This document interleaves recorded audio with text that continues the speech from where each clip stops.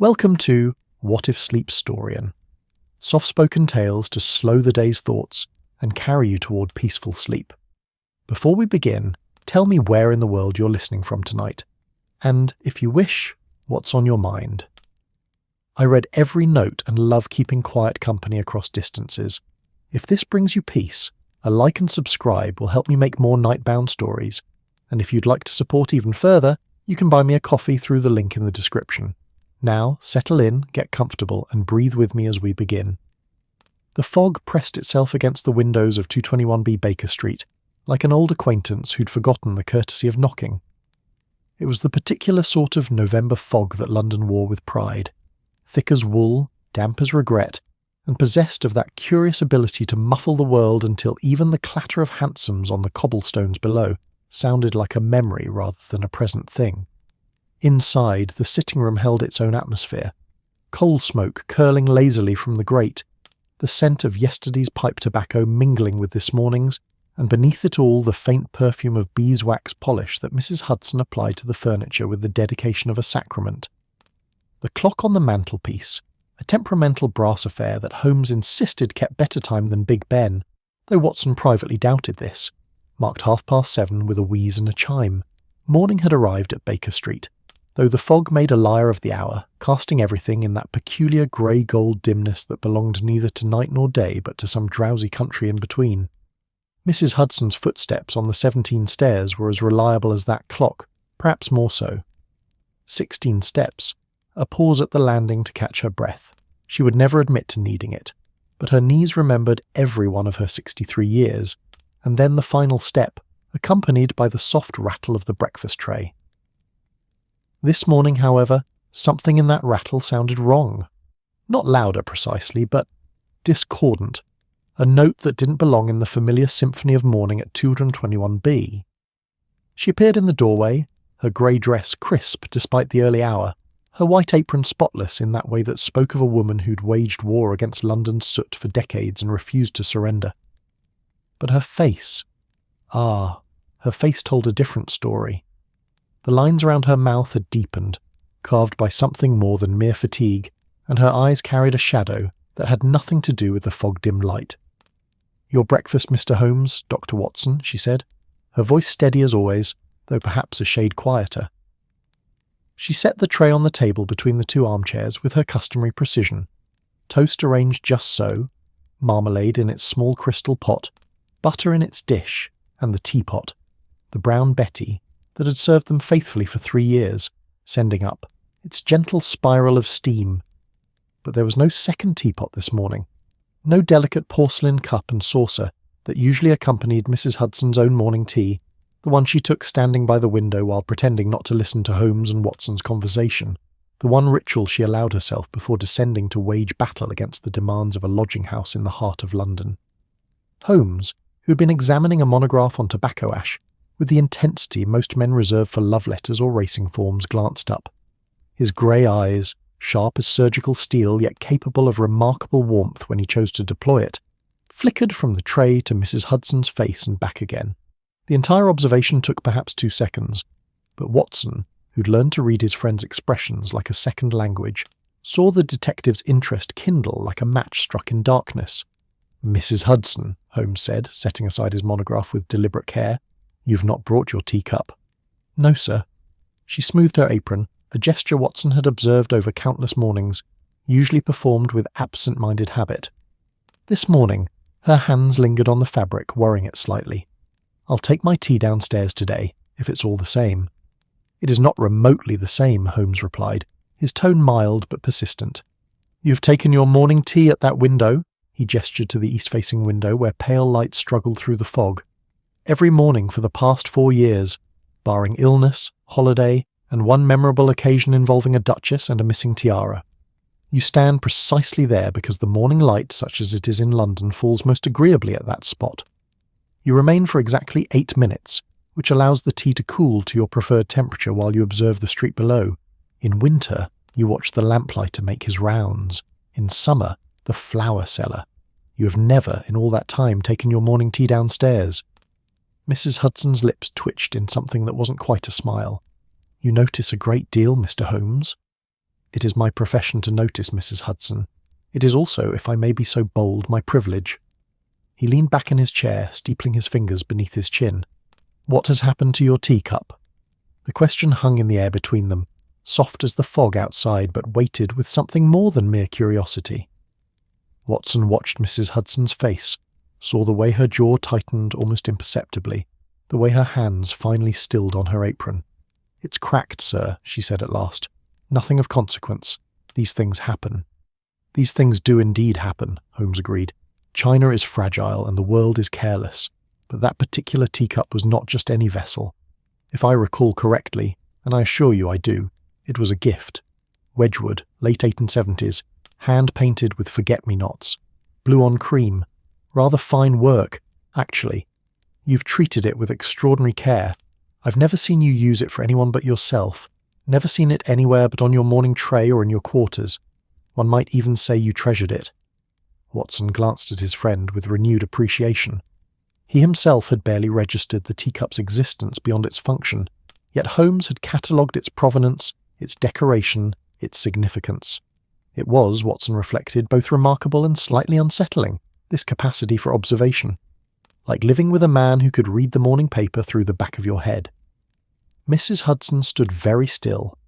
Outside, a hansom clattered past, its wheels muffled by the fog. Somewhere below, a door opened and closed. The city was waking, stretching, beginning its daily performance of ambition and commerce, and 1,000 small dramas. But here, in this room, time seemed to pause, waiting on the words of a landlady who'd suddenly become the most interesting mystery in London. "It was a gift, yes," she said finally, "from a gentleman I assisted some years ago. Before you came to Baker Street, Mr. Holmes. He was most grateful. And now it's cracked." Holmes's voice was gentle, almost diffident. "May I see it?" "Oh, I don't think—" "Mrs. Hudson." He rose from his chair with fluid grace, crossing to stand before her. He was not a particularly tall man, but he had a way of commanding space that had nothing to do with physical stature. "I investigate murders and thefts and treasons. I have crawled through sewers and climbed across rooftops, and once spent 3 days disguised as an Italian priest in pursuit of a forger. But I would be honoured, genuinely honoured, to investigate the case of your cracked teacup, if you'll permit me." Something shifted in Mrs. Hudson's expression. Watson saw it. That moment when defence crumbled into something softer, something almost like relief. She nodded once, briefly. "I'll fetch it, then." She left the room with her usual brisk efficiency, her footsteps descending the 17 stairs with practised rhythm. Holmes returned to his chair, but he did not pick up his monograph. Instead, he gazed into the fire, his long fingers drumming a thoughtless pattern on the arm of his chair. "You're really going to investigate a broken teacup?" Watson asked, reaching for the toast. "Surely, Holmes, even you must admit this is rather beneath your talents." "Is it?" Holmes turned those grey eyes on his friend, and Watson was startled by the intensity he found there. "A woman has cherished an object for more than a decade, Watson. She has cared for it with the devotion some reserve for relics or heirlooms, and now it's damaged, and she's distressed. Don't mistake her composure for indifference. The distress is there, written in every line of her bearing. Should I ignore that because the object is merely a teacup? Because the client is my landlady rather than a lord? Tell me, Doctor, where exactly is the line beneath which human feeling becomes unworthy of attention?" Watson felt appropriately chastened. "Point taken," he murmured, applying butter to his toast with somewhat more vigour than necessary. "You're quite right, of course." "I occasionally am," Holmes said, a hint of his usual dry humour returning. "Though I suspect Mrs. Hudson would debate the frequency." They heard her footsteps returning, slower this time, and when she entered the room she carried a small bundle wrapped in a tea towel. She set it carefully on the table beside the breakfast tray, unwrapping it with the tender care one might show to something infinitely more fragile than it already was. The teacup sat revealed in the morning light. It was indeed Wedgwood, its cream-coloured surface adorned with delicate forget-me-nots, rendered in the softest blue, each tiny flower a masterwork of the potter's art. The handle curved gracefully, and the rim bore a thin line of gold that had somehow survived years of use without fading. It was beautiful, in the way that everyday objects sometimes are when they're made with care and maintained with love, and it was cracked. A single fracture ran from the rim downward, perhaps an inch and a half, splitting one of the forget-me-not clusters in two. It was not a catastrophic break. The cup still held together, still maintained its shape, but it was unmistakably damaged. Beyond repair, most would say, certainly beyond use. Holmes lifted the cup with extreme care, turning it slowly in his hands. His eyes narrowed, and Watson recognised that particular expression. The detective was no longer entirely present in the room with them. Some part of his consciousness had travelled elsewhere, into that peculiar country of observation and deduction, where Holmes spent so much of his inner life. "Interesting," he murmured. "Very interesting indeed." "What is it?" Mrs. Hudson asked, and Watson heard the note of anxiety beneath her studied calm. Holmes held the cup up to the light, examining the crack from various angles. "This fracture," he said slowly, "is quite fresh. You see how the edges are still sharp, clean. Had this occurred weeks or even days ago, there would be some discoloration, some slight dulling of the break where dust and air had done their work. This happened recently, very recently, last night I should think, or perhaps early this morning." "Yes, sir," Mrs. Hudson confirmed. "I discovered it just before dawn, when I went to prepare your breakfast." "And how did it happen?" Holmes asked, still studying the cup with that fierce concentration. "Did you drop it, knock it against something?" I'm not certain, Mr. Holmes." Mrs. Hudson's hands twisted together. "I woke early, went to my sitting room, and there it was, cracked. I must have... perhaps in the night, I don't recall." Holmes set the cup down with extreme gentleness and reached for his magnifying glass, which lived in his coat pocket with the permanence of an old friend. He bent close to the cup, examining the rim, the crack itself, the unbroken surfaces around it. "There are traces," he said softly, "of something on the rim, here." He pointed to a spot just beside the crack. "Soot, I believe. Very faint, but definitely soot. And here," he shifted the glass slightly, "a fingerprint. Quite clear, actually, once one knows to look for it." Watson leaned forward, intrigued despite himself. "A fingerprint? You mean someone else handled the cup?" "A fingerprint," Holmes repeated, "on a teacup that Mrs. Hudson keeps exclusively for her own use, in her private quarters, which she cleans herself every evening before retiring. The print is fresh, layered over the soot rather than beneath it, which suggests it was left after the soot was deposited. The soot itself is curious. Mrs. Hudson's sitting room is well away from the fireplaces, and she is far too fastidious to allow such residue on her personal belongings." He set down the magnifying glass and looked at Mrs. Hudson, with an expression that was remarkable for its gentleness. "Mrs. Hudson, I believe there is more to this story than a simple accident in the night. I believe something happened to this teacup, something you're either uncertain about or reluctant to discuss. I would very much like to help if you'll allow it. Not as a detective to a client, but as," he paused, choosing his words with uncharacteristic care, "as a friend to a friend." The silence that followed was broken only by the settling of coals in the grate and the distant fog-muffled sounds of London waking fully to another day. Mrs. Hudson stood very still, her eyes fixed on the cracked teacup, and Watson saw something flicker across her face. Uncertainty, perhaps, or fear, or possibly something deeper and more complicated than either. "I appreciate your concern, Mr. Holmes," she said at last, her voice barely above a whisper. "But truly, it's just a broken teacup. These things happen, as you said. I've had it for a long time, and perhaps it was simply time for it to go." But she didn't sound convinced, and Holmes clearly wasn't either. He studied her face for a long moment, then nodded slowly. "Very well, Mrs. Hudson. If you change your mind, you know where to find me. In the meantime, I wonder if you might permit me to keep the cup for a day or two. I would like to examine it more thoroughly. With your permission, of course." Mrs. Hudson hesitated, then nodded. "If you like, sir, though I can't think what you'll find." "Nor can I," Holmes admitted with a small smile. "That's what makes it interesting." After she'd left, taking the breakfast tray but leaving the teacup wrapped carefully in its tea towel, Watson poured himself more tea and regarded his friend with a mixture of amusement and exasperation. "You really are going to investigate this, aren't you?" "I am indeed," Holmes confirmed. "Someone needs to, Watson. That woman has served us breakfast every morning for 4 years, has tolerated my experiments, my irregular hours, my violin playing at ungodly times of night, and the occasional bullet hole in her walls. The least I can do is discover why her favourite teacup cracked in the night, and why the discovery has left her so obviously distressed. She seemed more distressed than you'd noticed, Watson observed. Precisely, Holmes said, picking up the wrapped teacup with careful hands. Which suggests, my dear Watson, that we are not dealing with a simple domestic accident. We are dealing with a secret. And secrets, even small ones, even ones involving teacups and landladies, deserve to be understood. He carried the cup to his chemical bench by the window, where morning light, or what passed for it through London's November fog, fell most strongly. Watson watched as his friend unwrapped the teacup and began his examination in earnest, applying various tools and techniques with the same intensity he might bring to evidence from a murder scene. Outside, the fog began its slow retreat, yielding to the weak sun that struggled through the soot and smoke. Baker Street stirred fully to life, vendors calling their wares, messenger boys dodging between pedestrians, the endless symphony of a city that never quite stopped moving.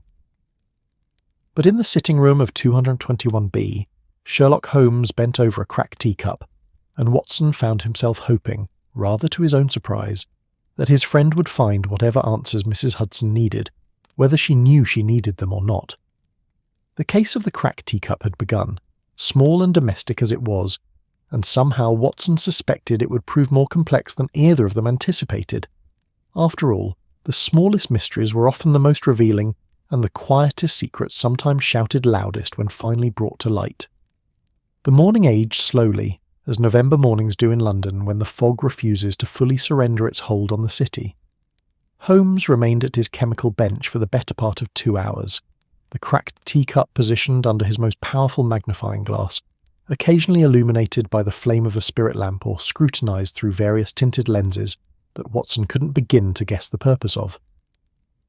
The detective worked in near silence, punctuated only by occasional murmurs, "Curious," or "Yes, I thought so."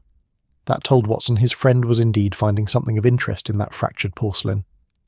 Watson, for his part, attended to his correspondence. There were letters from former patients inquiring after his health, an invitation to a medical society dinner that he would likely decline, and a rather pointed note from his bank manager regarding certain expenses that Watson preferred not to dwell upon. He wrote his responses with half his attention, the other half straying repeatedly to Holmes's hunched figure by the window, backlit now by weak sunlight that had finally bullied its way through the fog.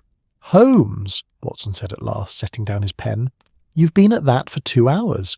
Surely a teacup can only yield so many secrets." Holmes straightened, pressing both hands to the small of his back with an audible crack. "On the contrary, Watson, this teacup is proving remarkably eloquent. Come, look at this." Watson rose and joined his friend at the bench. The teacup sat surrounded by various implements: tweezers, brushes, small glass vials containing mysterious substances, and several sheets of paper covered with Holmes's angular handwriting. Notes, observations, sketches of the fingerprint rendered with meticulous precision.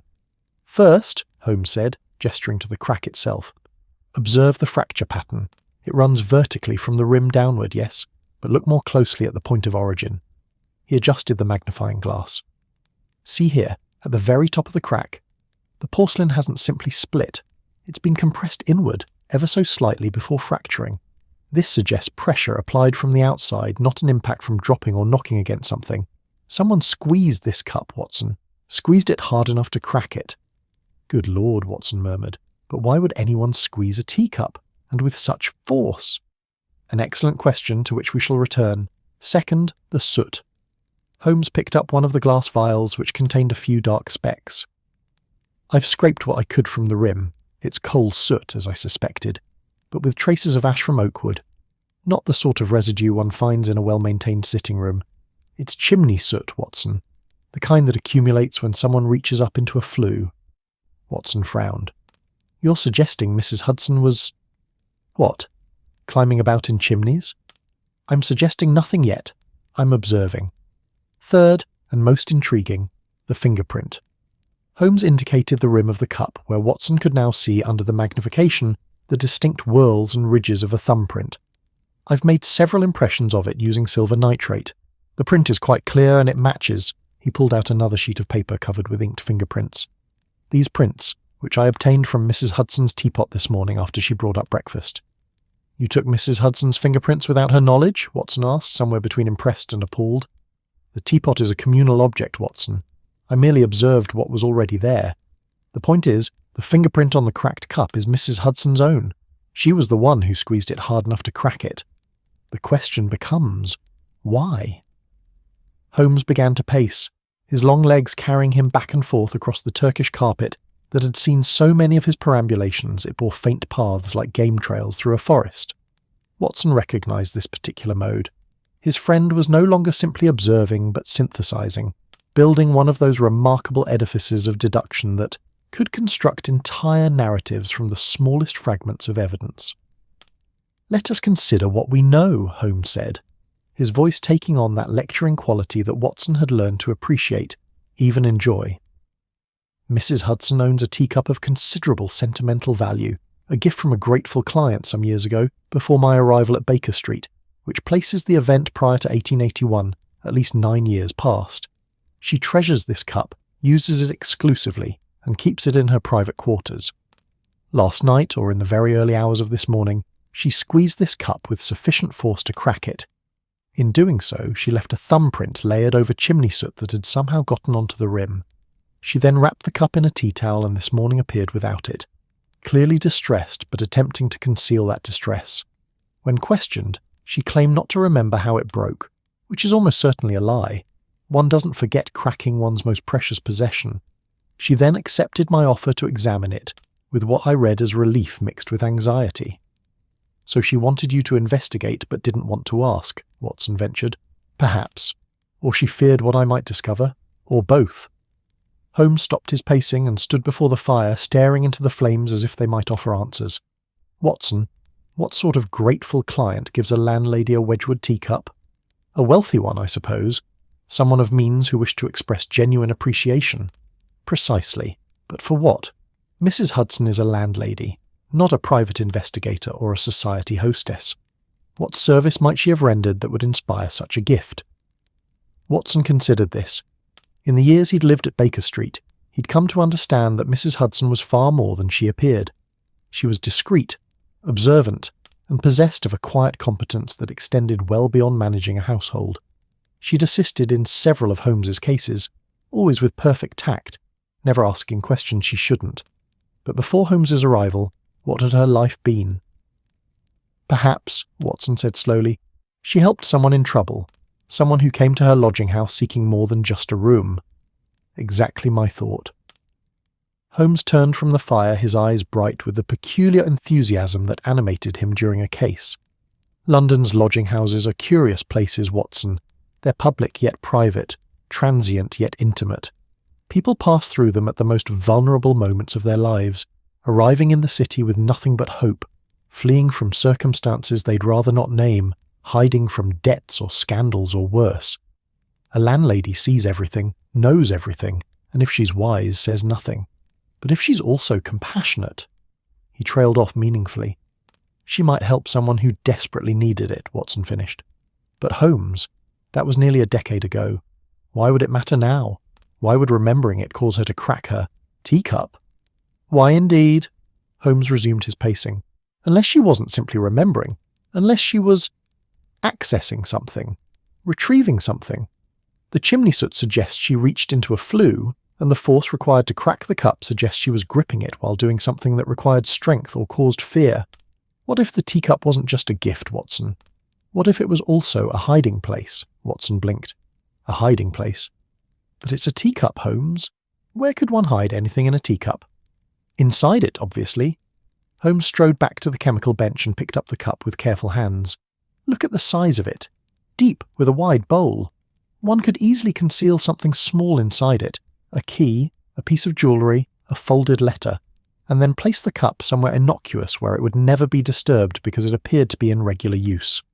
Mrs. Hudson uses this cup every morning, but only to drink from. She would never need to look inside it with any scrutiny. It would be, paradoxically, hidden in plain sight by virtue of constant visibility." "But if something was hidden inside," Watson said, following the logic, "and she needed to retrieve it last night, why would that crack the cup? Why not simply reach in and take whatever it was?" Holmes set the cup down and picked up his pipe, a sure sign he was entering the deeper waters of speculation. He didn't light it, he rarely did during the day, but held it, using it as a sort of thinking aid, gesturing with it as he spoke. Consider the sequence of events. Mrs. Hudson needs to retrieve something hidden in her teacup. But whatever it is, it's not simply sitting inside the cup. Perhaps it's wedged, stuck, concealed in some way that requires force to extract. Or perhaps, his eyes narrowed, perhaps the hiding place isn't inside the cup at all but behind it. Behind the flue in her sitting room, in some crevice or hollow in the chimney breast.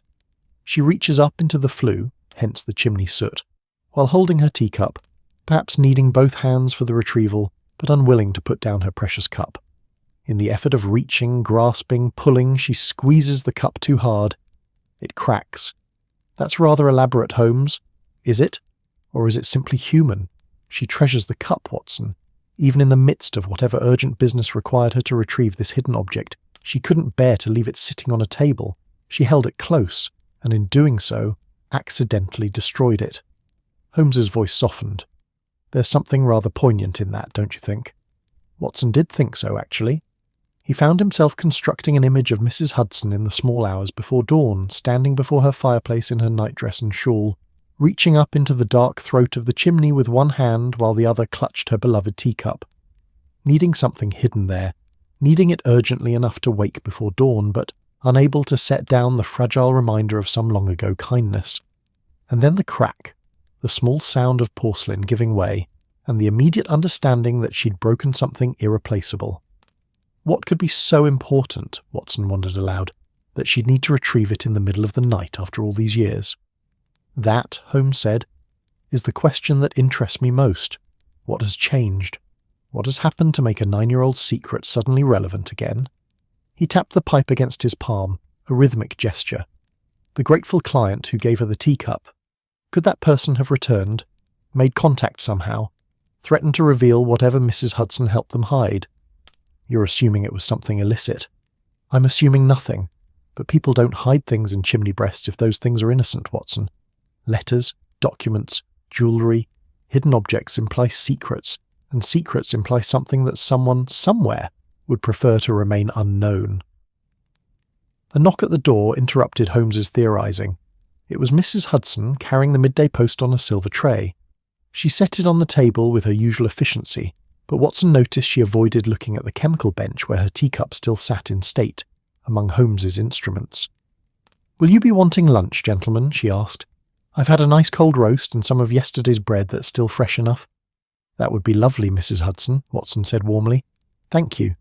She nodded and turned to go, but Holmes spoke before she'd reached the door. "Mrs. Hudson, a question if you'll indulge me." She paused, her back straightening slightly. "Yes, Mr. Holmes?" "The gentleman who gave you the teacup, the grateful client you mentioned this morning. Would you tell me about him?"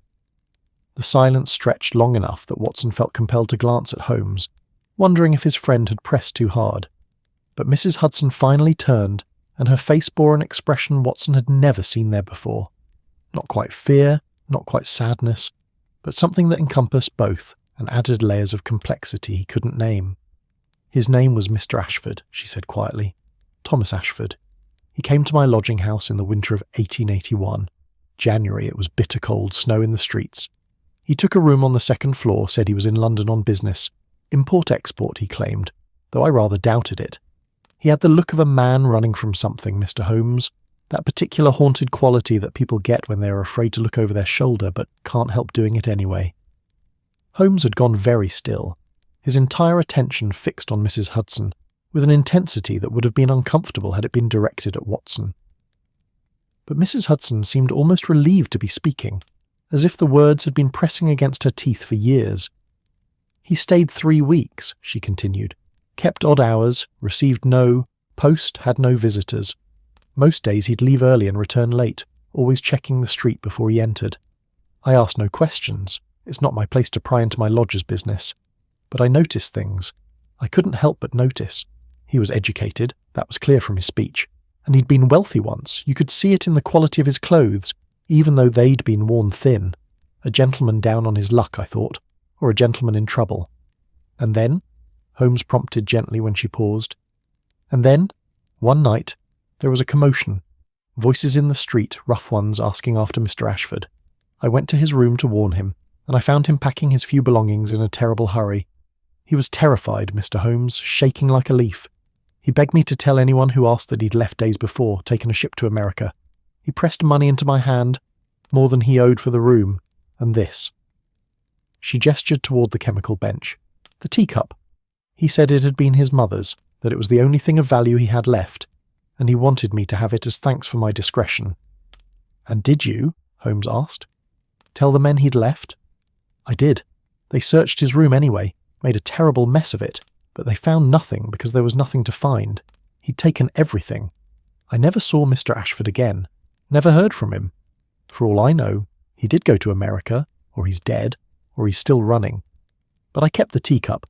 I thought of it as a reminder that sometimes the best thing you can do for someone is to know when to lie convincingly." Watson felt a surge of admiration for their landlady. She'd harboured a fugitive, for clearly that's what Mr. Ashford had been, and done it without hesitation, at considerable risk to herself. Victorian society could be harsh on those who aided criminals, even inadvertently. Holmes, however, was frowning. "Mrs. Hudson, you said Mr. Ashford gave you the teacup that night when he fled, but earlier you said the gift was from a grateful client. That suggests a completed service, not a desperate gift from a fleeing man. Which is the truth?" Mrs. Hudson's hands twisted in her apron, that telltale gesture of distress. I may have simplified the story, Mr. Holmes. The truth is somewhat more complicated." "The truth usually is," Holmes said, not unkindly. "But I would very much like to hear it. All of it, if you're willing." She looked at him for a long moment, and Watson saw something pass between them. Not quite understanding, but perhaps the beginning of it. Finally she nodded. "The teacup wasn't Mr. Ashford's mother's at all," she said. "He bought it the next day, had it delivered to me by messenger, along with a note thanking me for my help, and something else." She paused, and when she spoke again, her voice was barely above a whisper. "A ruby, Mr. Holmes. A ruby the size of my thumbnail, wrapped in tissue paper. Payment, he wrote, for my discretion and my courage. He said to keep it safe, never to sell it or show it to anyone because it was hot. That was his word, hot, and dangerous to whoever possessed it. He said if I was ever in need, truly desperate, I could risk selling it, but not before, not unless I had no other choice." The words fell into the quiet room like stones into deep water, rippling outward in implications. Watson found himself gripping the arm of his chair, his mind racing through the possibilities. A stolen ruby. That's what this was about.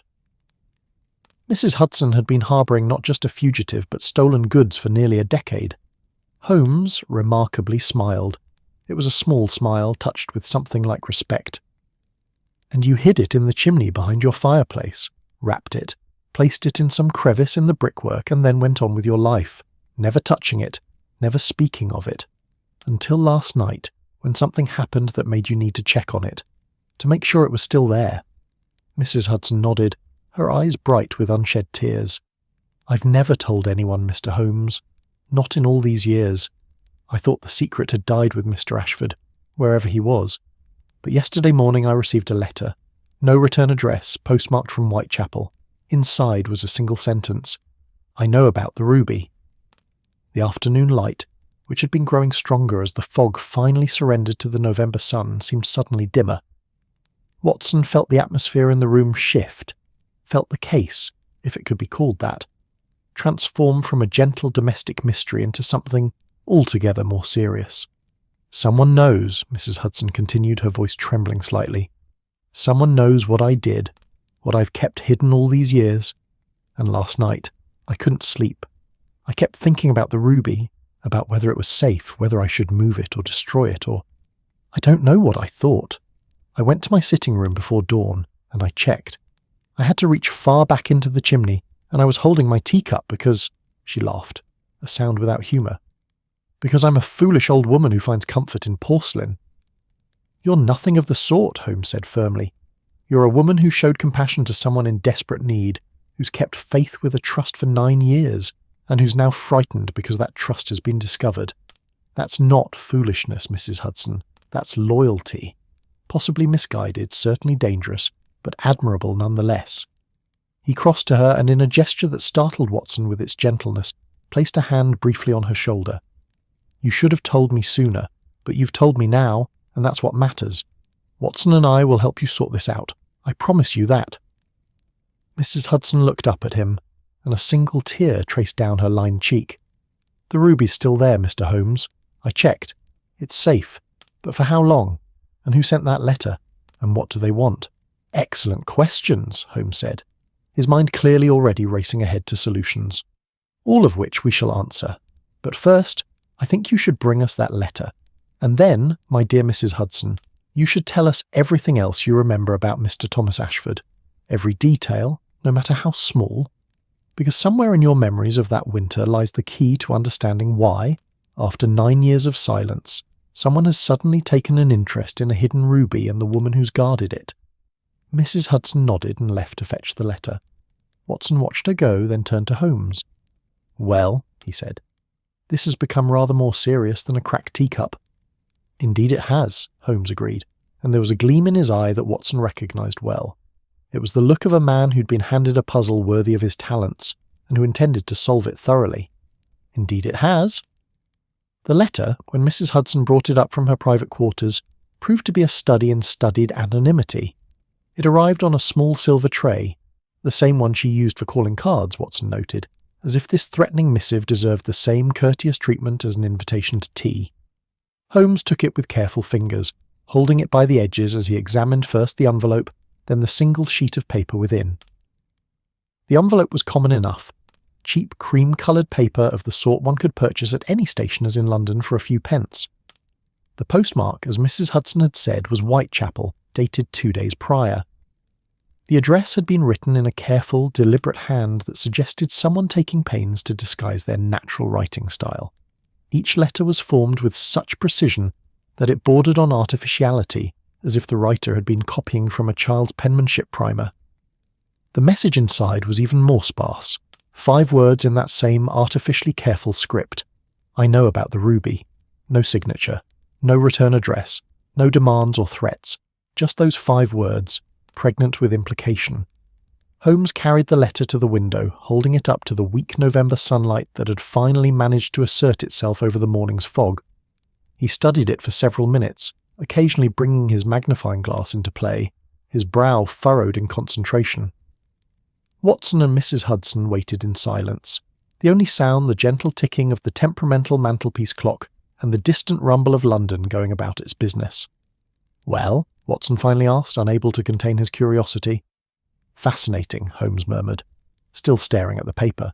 Or rather, deliberately unfascinating, which amounts to the same thing. Our correspondent has gone to considerable lengths to be unremarkable. The paper is the commonest type available, sold at dozens of shops throughout London. The ink is standard writing fluid, nothing distinctive. The hand, as I mentioned, is disguised. You see how each letter stands alone, none of them connected. That's not natural writing, but printing, letter by letter, designed to conceal any characteristic flourishes or habitual formations. "So we can learn nothing from it?" Mrs. Hudson asked, her voice small. "On the contrary, we can learn a great deal, though perhaps not in the conventional sense." Holmes turned from the window, the letter still held delicately between his fingers. The very deliberateness of anonymity is instructive. This person doesn't want to be identified, obviously, but more than that, they don't want us to make even preliminary guesses about their identity.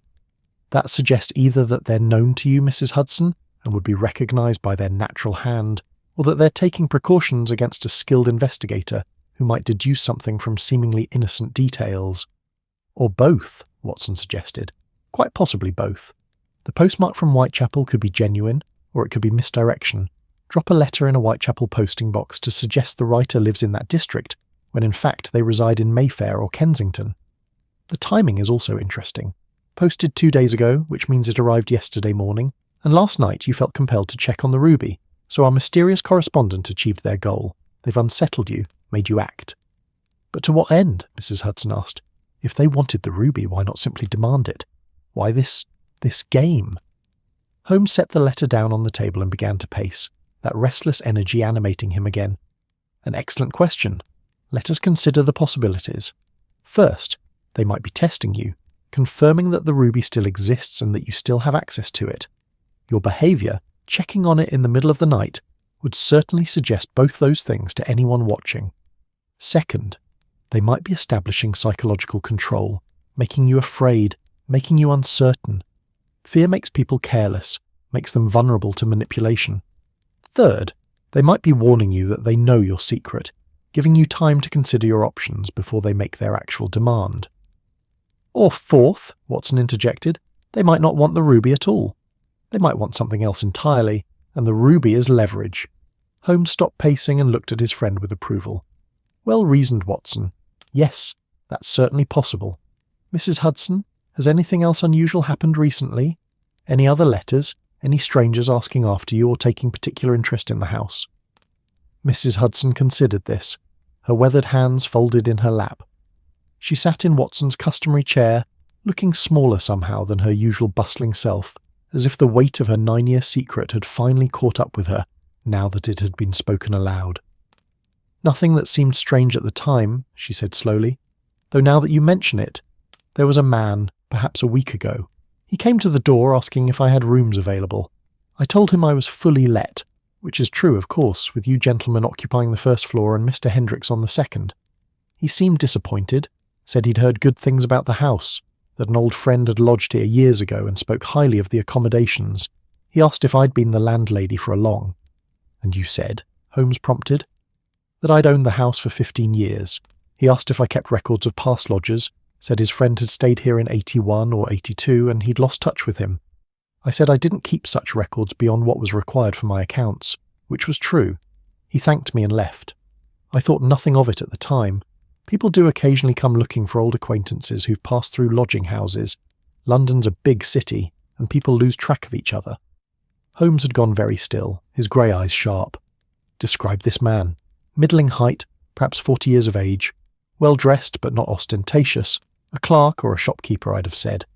Clean-shaven, brown hair going grey at the temples. Spectacles. He had a slight accent, though I couldn't place it. Northern, perhaps, or Scottish. Nothing remarkable about him at all, really. The sort of man you'd pass in the street and forget immediately. Which is, of course, precisely what makes him remarkable, Holmes said. A man specifically designed to be forgettable. Mrs. Hudson, I believe this man was searching for confirmation that you still live here, still manage the house, and might still have whatever Mr. Ashford left in your care. The question about records was particularly telling. He wanted to know if you'd kept evidence of Ashford's residence. But why wait a week to send the letter, Watson asked. If he identified her then, why not make contact immediately? Perhaps he needed to be certain. Perhaps he needed to consult with confederates. Or perhaps, Holmes's voice darkened, he needed to watch the house, to learn our routines, to understand who else lives here and whether they might complicate his plans. Mrs. Hudson paled. You think he's been watching the house? I think we must assume so. Watson, you recall last Tuesday evening when you mentioned seeing a man loitering across the street smoking a pipe? Watson frowned, thinking back. Yes, I remarked on it because he stood in the same spot for nearly an hour. I thought perhaps he was waiting for someone. And Thursday afternoon, that cab that remained stationed at the corner for an unusually long time. With the driver apparently asleep, Watson confirmed, his own concern growing. Good Lord, Holmes, you think they were watching us? I think someone has been taking a very thorough interest in the comings and goings at 221B Baker Street. Which raises an interesting question. Is their interest in Mrs. Hudson and the ruby, or has it expanded to include her famous consulting detective? Lodger? Holmes's expression was grim. It's possible that discovering my residence here has complicated their plans. They may have expected to simply intimidate a lone elderly woman. Instead, they find she's protected, inadvertently but effectively, by someone whose profession is solving precisely these sorts of mysteries. The thought seemed to comfort Mrs. Hudson slightly, though Watson noticed she still twisted her hands anxiously in her lap. The November afternoon light slanted through the windows at that peculiar angle it took in late autumn, making the room feel both warm and melancholy, as if the day itself couldn't quite decide its mood. What should I do, Mr. Holmes? Mrs. Hudson asked. Should I go to the police? Should I leave London? Neither just yet. The police would require you to surrender the ruby, and that would open questions about your role in concealing stolen property for 9 years. As for leaving London, that would likely precipitate exactly the action we wish to avoid. No, I think we must be more subtle. Holmes resumed his pacing, his hands clasped behind his back. Tell me more about Thomas Ashford. You said he was running from something. Did he ever indicate what? Who was pursuing him? Mrs. Hudson closed her eyes, reaching back through the years. He never said it directly, but I gathered it was something to do with his business affairs. He'd mutter sometimes when he thought no one could hear, things like, "They'll never find it," or "The old fool should have listened." Once I heard him say something about the syndicate, though I don't know what that meant. "A syndicate," Holmes repeated, his interest visibly sharpening. "That suggests an organisation, multiple people with shared interests. In 1881, there were several criminal syndicates operating in London, mostly involved in smuggling, fraud, or receiving stolen goods. If Ashford had dealings with such a group, it's possible he double-crossed them, kept something he was meant to deliver, or stole something they believed belonged to them." "The ruby," Watson said. "Almost certainly the ruby. Though whether Ashford stole it himself or was merely meant to fence it for others, we can't yet say." Holmes stopped before the fireplace, staring into the flames as if they might offer revelation. "Mrs. Hudson, this ruby you've kept hidden all these years, have you ever examined it? Do you know anything about it beyond its size?" I looked at it once, the day after Mr. Ashford sent it, just to be sure it was real, that he hadn't made a fool of me with coloured glass. It was real enough, Mr. Holmes. Deep red, beautiful even to my untrained eye. But it frightened me somehow. I wrapped it back up and hid it away, and I've barely thought of it since, or tried not to at least. "Would you object to retrieving it? I would very much like to examine it.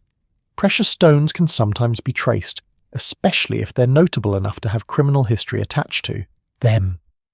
Mrs. Hudson hesitated, then nodded. "I'll fetch it, sir, though it means going up the chimney again, and I'm not as limber as I once was." "Allow me to assist," Holmes said immediately. "If you'll direct me to the hiding place, I can retrieve it myself. You've guarded this secret long enough, Mrs. Hudson. It's time to let someone else carry the burden." The gratitude in her expression was profound. "That's kind of you, Mr. Holmes. Very kind." They descended the stairs together, leaving Watson to mind the sitting room. He stood at the window, looking down at Baker Street, watching the endless parade of humanity that flowed past. A flower girl with her basket of wilting chrysanthemums. A gentleman with a rolled umbrella despite the absence of rain.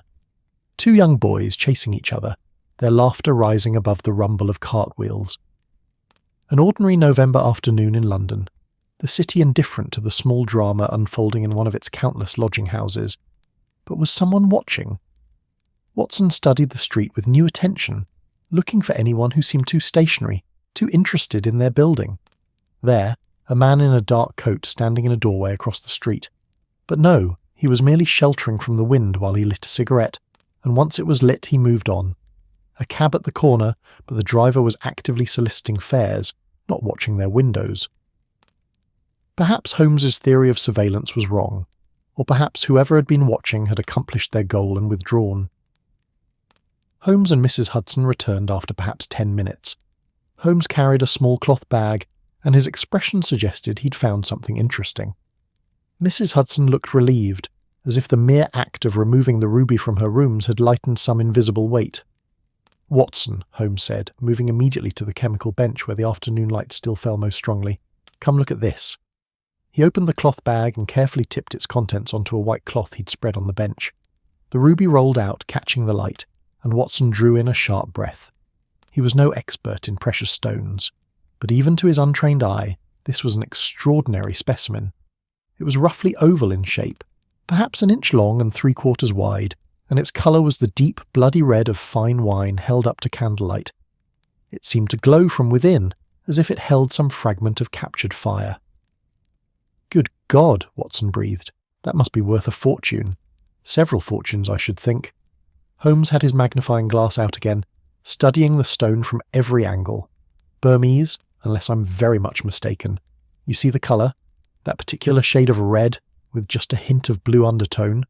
That's characteristic of the finest Burmese rubies. And the size," he whistled softly. "This is no ordinary stone, Watson.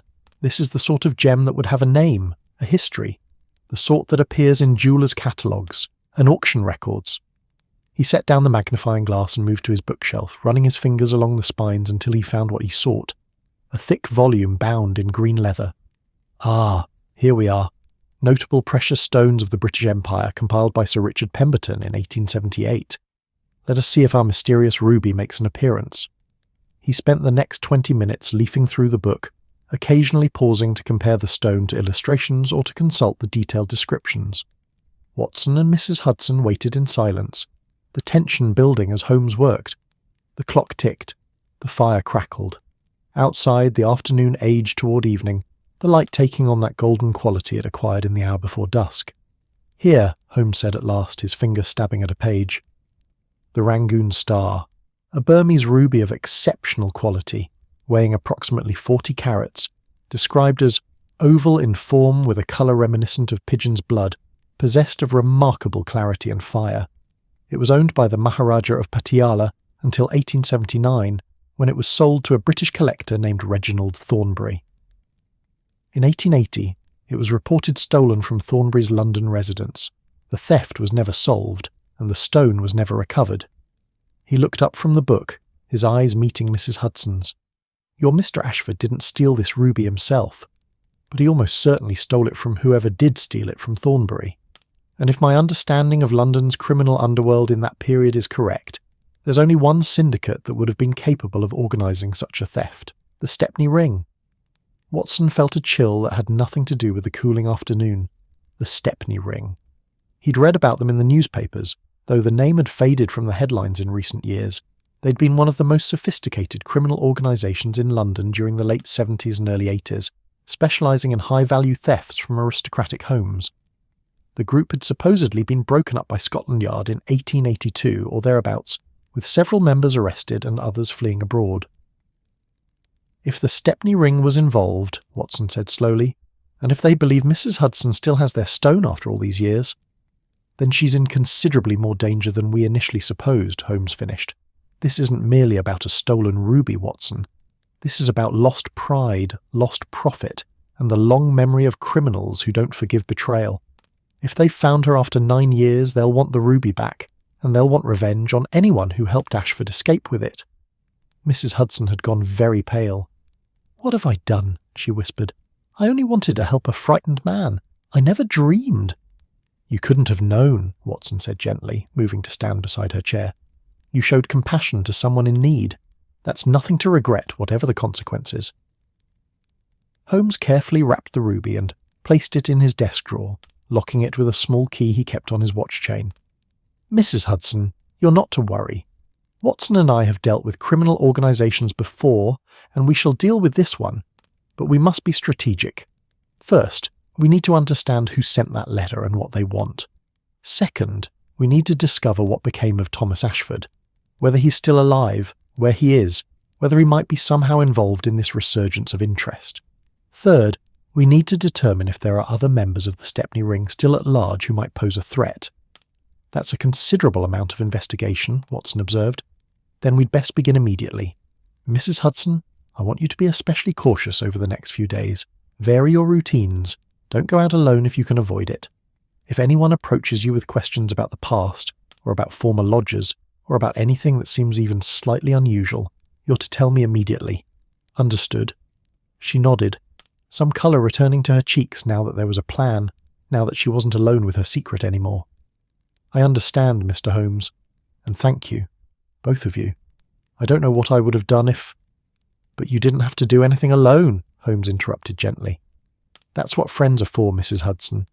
Even when those friends happen to be your lodgers, and one of them occasionally shoots holes in your walls." She managed a small smile at that. "Those bullet holes have given me more grief than any ruby, Mr. Holmes, I promise you." After she'd left to begin preparing dinner, the routines of life continuing despite mysteries and threats, Watson poured himself a brandy and sat down heavily in his chair. "Holmes," he said, "do you really think we can protect her? If the Stepney Ring is truly involved, if they've been searching for this ruby for 9 years—" "Then they're desperate," Holmes finished, "and desperate men make mistakes. That letter was a mistake, Watson. It revealed their knowledge too early, giving Mrs. Hudson time to seek help.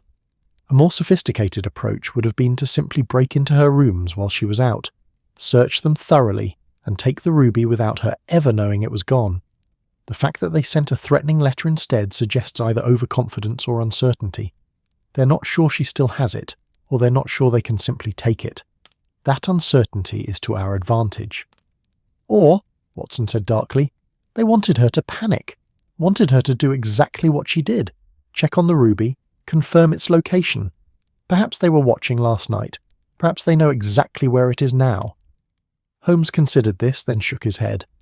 If they'd been watching that closely, they'd have seen her retrieve it today and would have acted by now. No, I think they're still gathering information, still planning their move, which gives us time. Not much time perhaps, but enough. He stood and moved to the window, looking down at the darkening street. The gas lamps were being lit, small pools of yellow light blooming in the gathering dusk. London was settling into its evening rhythms, shops closing, theatres opening, the day's workers heading homeward while the night's workers headed out. "Tomorrow," Holmes said, still gazing at the street, "I'll make inquiries.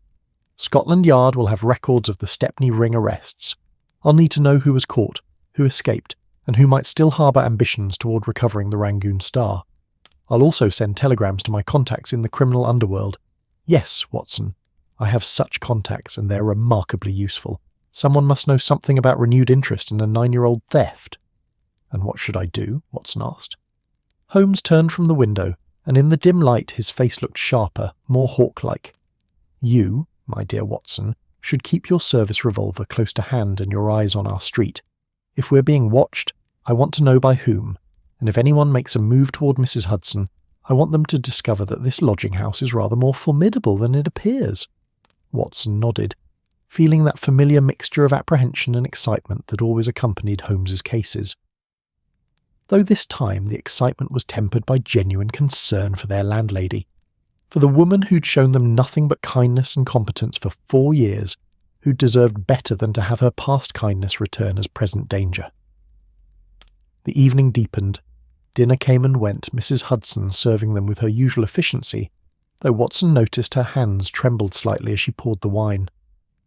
After she'd cleared the dishes, Holmes spent 2 hours composing telegrams and letters, his pen scratching across paper with urgent precision. Watson sat by the fire, ostensibly reading the evening paper, but actually watching the street through the gap in the curtains, looking for watchers, for threats, for any sign that the game was accelerating toward its next move. But the street remained quiet, ordinary, innocent. Just another November evening in London, the city breathing its endless breath of coal smoke and ambition, and 10,000 private stories. And in one sitting room on Baker Street, 3 people waited for a 9-year-old secret to finally reveal its full price.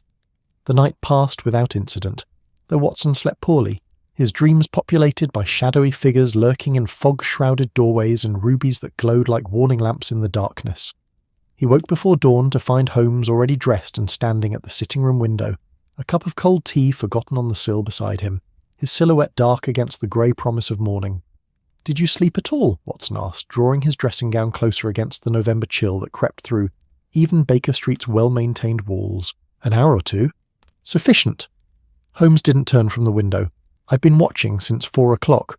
There was a man across the street from 4:30 until 20 minutes ago. He stood in the shadow of the tobacconist's doorway, smoking but never moving from that spot. When the first delivery carts began their rounds, he left. I walked east toward Marylebone Road. You should have woken me. To what purpose? He was merely watching, and I was watching him watch, a stalemate of observation." Holmes finally turned from the window, and Watson saw the telltale signs of a night spent in intense thought. The slight dishevelment of his hair where he'd run his fingers through it, the tightness around his eyes, the restless energy that animated his movements. But it confirms our suspicions. Someone is maintaining surveillance on this house. They're cautious, professional. They change positions, vary their timing. Whoever organised this is no amateur. Mrs. Hudson brought breakfast at 8 o'clock precisely, her punctuality unshaken by threats or rubies or sleepless nights.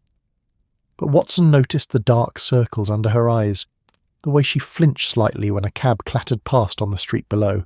She was frightened, trying not to show it, maintaining the routines that had structured her life for decades because the alternative, acknowledging that her world had suddenly become dangerous, was too overwhelming to contemplate. "Mrs. Hudson," Holmes said as she set down the breakfast tray, "I wonder if you might do me a favour today." "Of course, Mr. Holmes. Whatever you need." "I need you to visit your sister in Camberwell. You've mentioned her before. Mrs. Turner, hasn't it? I believe you said she's been unwell." Mrs. Hudson blinked in surprise. She has a touch of rheumatism, yes, but nothing serious. I hadn't planned. Nevertheless, I think today would be an excellent day for a visit. Take the afternoon, stay for dinner, stay the night if she'll have you. Watson and I can manage our own supper for once." Understanding dawned in Mrs. Hudson's eyes. "You want me out of the house." "I want you safe," Holmes corrected gently, "while I make certain inquiries that might prove provocative. If our watchers believe you've left for an innocent family visit, they may relax their guard. They may even attempt something foolish, which would give us an advantage." "You're using me as bait," Mrs. Hudson said, but there was no accusation in her tone, only a sort of resigned comprehension. "I'm removing you from immediate danger while simultaneously creating an opportunity to draw our mysterious correspondents into revealing themselves. Not quite bait, more like strategic repositioning." Holmes smiled slightly. "Think of it as a very careful chess game, Mrs. Hudson, and you're the queen we're protecting by moving her to safety while we threaten the opponent's pieces." She considered this for a long moment, her weathered hands folding the tea towel she'd used to. "Carry the tray?" "Very well, Mr. Holmes. I'll pack a small bag and leave by mid-morning. My sister will be surprised, but she's always pleased to see me. Should I tell her anything?" "Tell her you needed a day away from your demanding lodgers," Watson suggested with a smile. "It has the advantage of being partially true."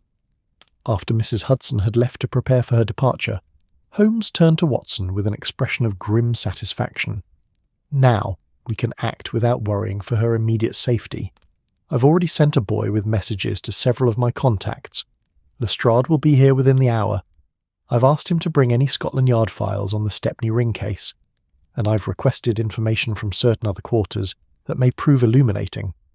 "Certain other quarters being your criminal informants," Watson said dryly. "Quite so. The underworld has a long memory, Watson, and criminals love nothing more than to discuss other criminals' failures and misfortunes. If anyone knows what became of the Stepney Ring's surviving members, it will be the very people who competed with them for London's criminal opportunities."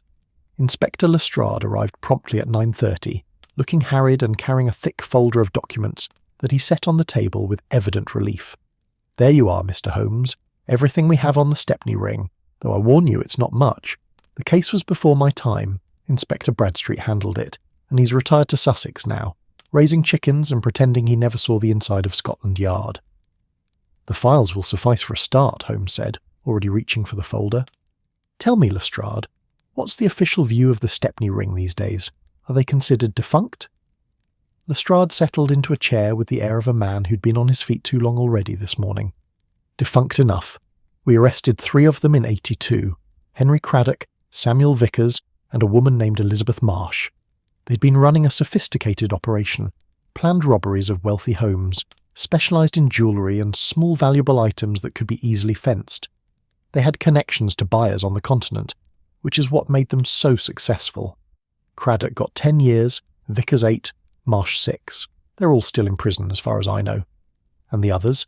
I assume there were more members than those 3. "Oh, certainly. But they scattered when we closed in. Some went to America, others to France or Belgium. We never caught them, never even properly identified most of them. The ring was organised in cells, see. Only a few people knew the whole structure. Craddock and Vickers knew the most, but they wouldn't talk.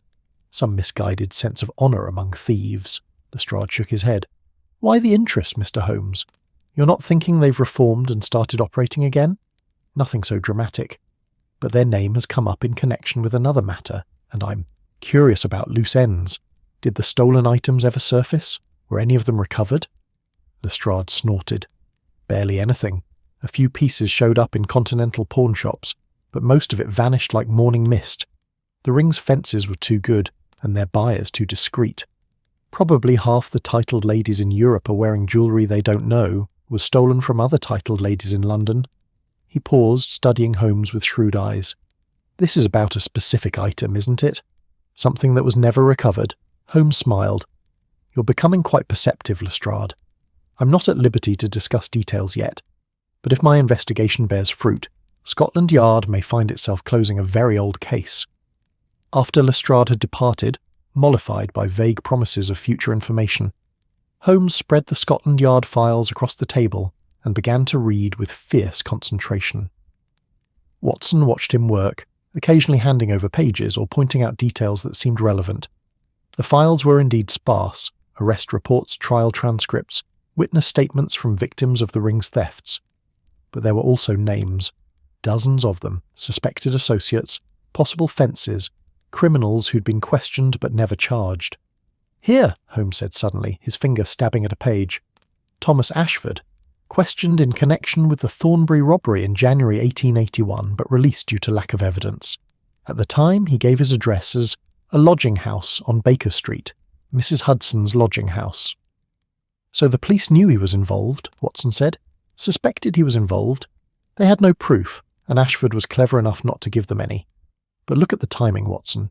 He was questioned in January, which explains why he was frightened and why he fled. He knew the police were circling closer. He also knew, or suspected, that his former confederates in the ring believed he'd double-crossed them. He was caught between two forces, each dangerous in their own way." Holmes continued reading, making occasional notes in his pocketbook. Outside, the morning aged toward noon, the November sun doing its best to warm a city that had forgotten what true warmth felt like.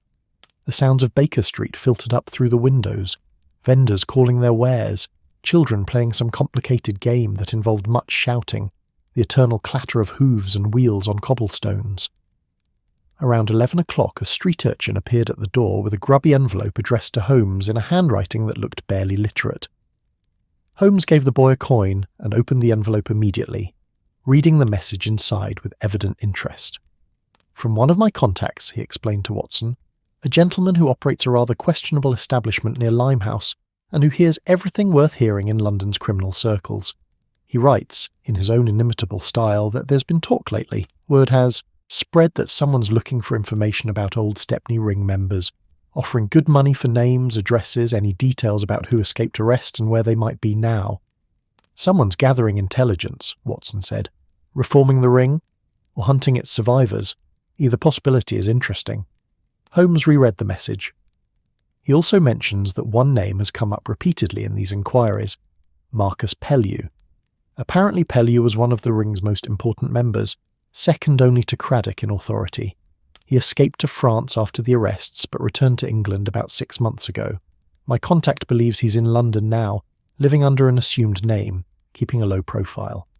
Could Pellew have sent the letter to Mrs. Hudson? Possibly. He would certainly have known about the Thornbury robbery, might well have known about Ashford's betrayal. And if he's recently returned to London? Holmes trailed off, staring into the middle distance with that particular expression that meant he was constructing theories, testing them against known facts, discarding those that didn't fit. "Watson, I think we need to have a conversation with Mr. Marcus Pellew. The question is how to find a man who's deliberately hiding in a city of 4 million people." The answer came sooner than expected. At noon, there was another knock at the door, and this time it was a telegram boy.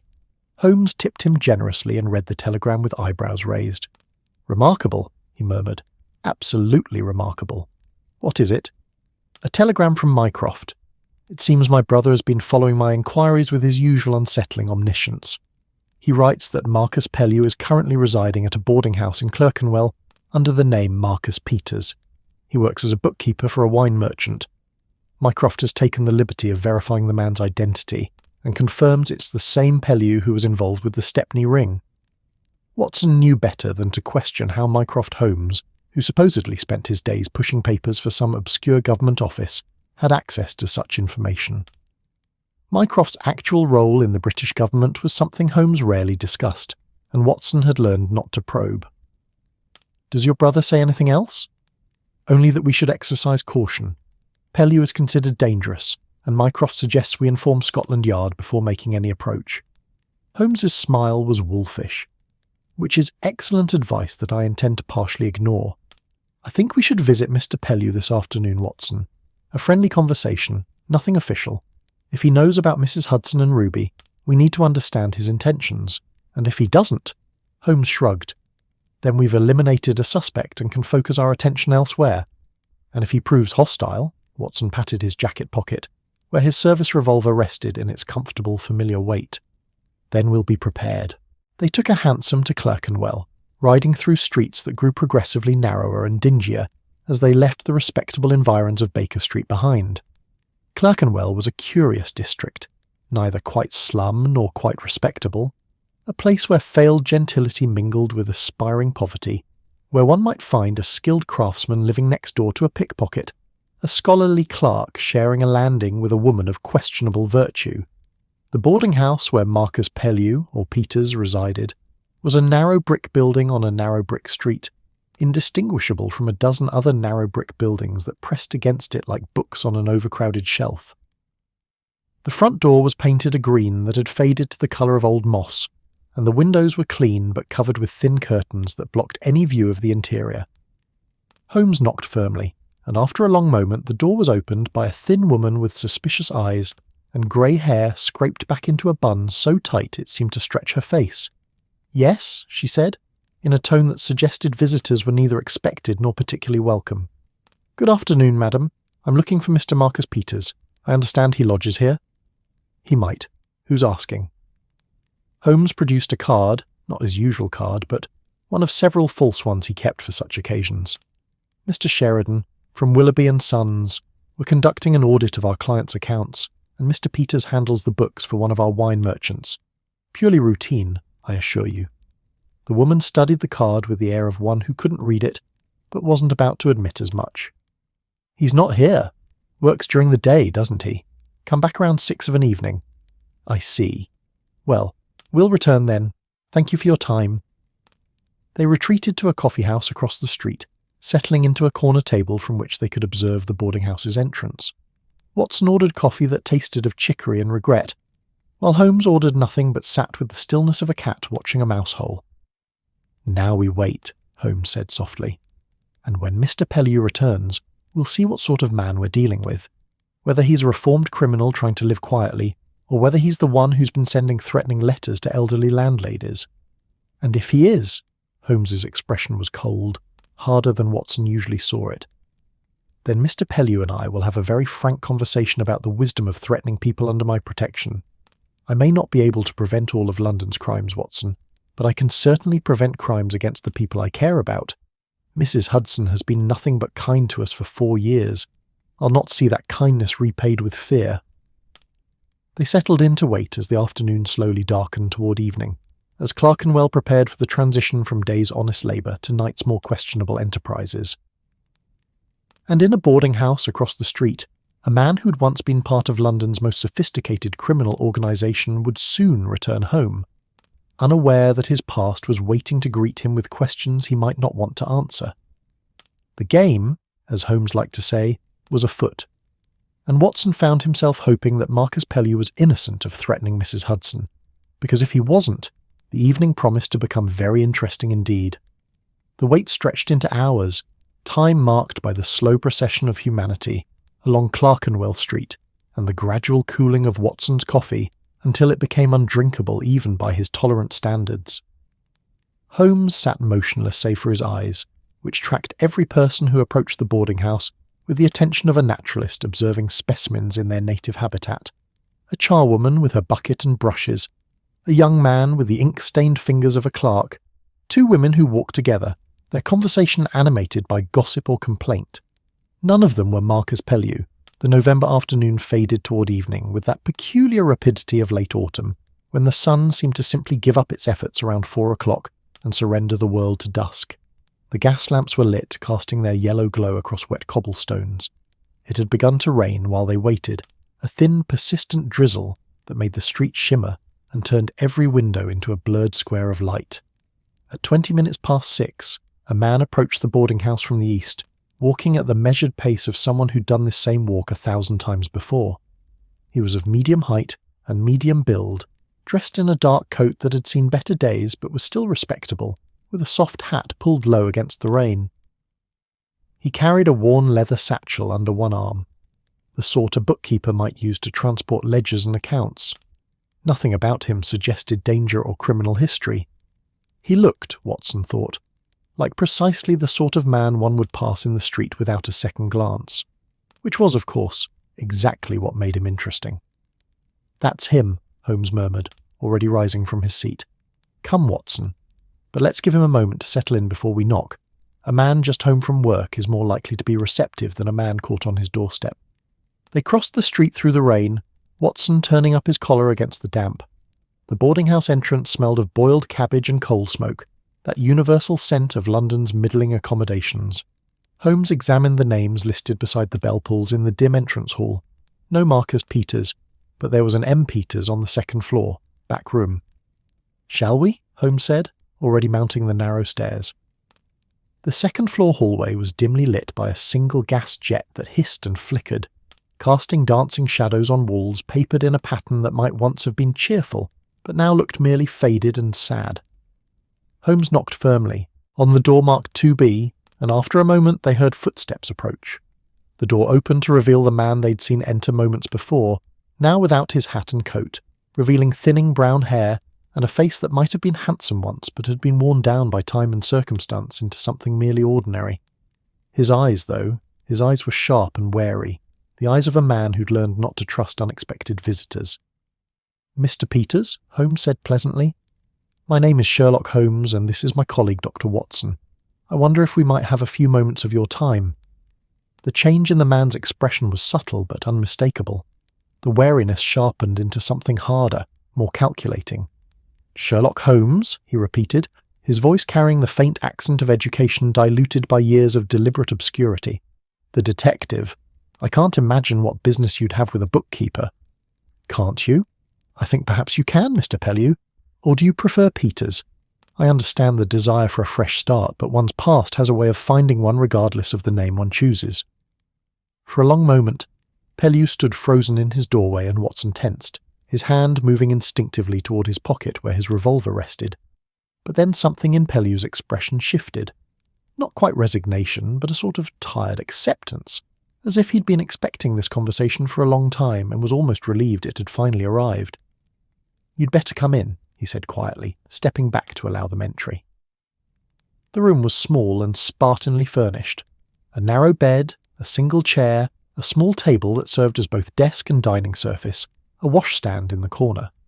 A few books sat on a shelf, accounting texts mostly, but also a well-worn copy of Dickens and what appeared to be a volume of poetry. The room was scrupulously clean and desperately impersonal, the dwelling of a man who'd learned not to accumulate possessions or memories. Pellew gestured for them to sit. Holmes took the chair, Watson perched on the edge of the bed, while he remained standing, his back to the small window that looked out on a brick wall perhaps 3 feet distant. In the gaslight, his face looked older than Watson had initially judged, the lines around his eyes and mouth carved deep by something more than mere age.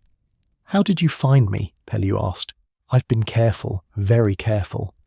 "My brother has certain resources," Holmes said vaguely. "But you're right. You have been careful. If I weren't actively looking for you, I likely never would have found you. Living quietly, working honestly, staying out of trouble. An admirable reformation, Mr. Pellew, if that's what it is." "It is," Pellew said, and there was something almost defiant in his tone. "I paid my debt to society by leaving it behind. France was enlightening. It gave me perspective on the choices I'd made, the life I'd lived. When I returned to England 6 months ago, it was with the intention of starting over, becoming the sort of man my mother thought I'd be before I—" He trailed off, shaking his head. "But you're not here to discuss my spiritual redemption, Mr. Holmes. What do you want?" "Information," Holmes said simply, "about the Stepney ring, about a ruby called the Rangoon Star, and about a man named Thomas Ashford." The effect of these words on Pellew was remarkable. What little colour he'd had drained from his face, and he gripped the windowsill behind him as if needing its support. "God," he whispered, "the Rangoon Star. I haven't heard that name in years. I'd hoped never to hear it again. But you knew of it. Knew it? Mr. Holmes, that ruby was the beginning of the end for the Stepney ring. It was supposed to be our greatest triumph, the theft of the decade, maybe the century. Reginald Thornbury's collection was legendary, and the Rangoon Star was its crown jewel. We planned that robbery for months, every detail perfect, and the theft itself went flawlessly. Craddock was brilliant that night, absolutely brilliant." Pellew began to pace, the words coming faster now, as if a dam had broken and years of suppressed memories were flooding out. "But then Ashford. God damn Thomas Ashford. He was supposed to deliver the ruby to our buyer in Amsterdam. Instead, he vanished. Just disappeared into London like smoke. We searched for him. Of course we did. Craddock was furious and wanted blood. But Ashford had gone to ground somewhere we couldn't find him, and within weeks Scotland Yard was closing in. Someone had talked. Not Ashford. We never believed he'd go to the police, but someone else in our organisation. Everything fell apart. "And you fled to France," Holmes prompted. "I fled to my life, Mr. Holmes. Craddock and the others were arrested, and I knew it was only a matter of time before the police came for me too. So yes, I ran. I'm not proud of it, but neither do I regret it. Prison would have destroyed me. France gave me a chance to become something other than a thief." Watson watched Holmes absorb this information, saw the slight narrowing of his eyes that indicated he was testing Pellew's words against known facts, looking for inconsistencies or lies. "Mr. Pellew," Holmes said carefully, "someone has recently taken an interest in the Rangoon Star. Someone who knows, or suspects, where it might be. Would you know anything about that?" Pellew stopped his pacing and stared at Holmes with an expression of genuine alarm. "No, nothing. I told you, I've left that life behind. I want nothing to do with the ring, with stolen jewellery, with any of it. If someone's searching for the ruby, it's not me." "Have you had any contact with your former associates? Anyone from the old days seeking you out?" "No one. I've been careful to avoid anyone who knew me then. I changed my name, changed my appearance. I used to wear a beard and carried more weight. I deliberately made myself unremarkable, invisible. The last thing I want is to be pulled back into that world." Holmes rose from his chair and moved to stand directly before Pellew, studying his face with that unsettling intensity that made most people uncomfortable. "Mr. Pellew, I believe you. I think you're telling the truth about wanting to leave your criminal past behind. But I need to know, is there anyone else from the ring who might be searching for the ruby? Anyone who would know about Ashford, who might have discovered where he hid after the theft?" Pellew thought for a long moment. His brow furrowed. "Craddock's still in prison, and he'll be there for years yet. Vickers too.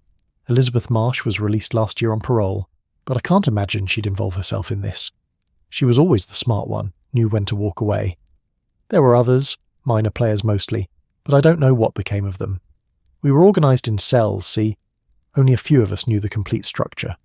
It was meant to protect us, but it also means I can't tell everyone who was involved." "Think carefully," Holmes pressed. "Was there anyone particularly obsessed with the Rangoon Star? Anyone who took its loss personally?" "We all took it personally, Mr. Holmes. That ruby represented a fortune. But if you're asking who might be angry enough or desperate enough to hunt for it after all these years..." Pellew paused, his expression troubled. "There was one man, Daniel Crowe. He was our fence, our connection to continental buyers. The loss of the Rangoon Star cost him dearly, not just the money, but his reputation.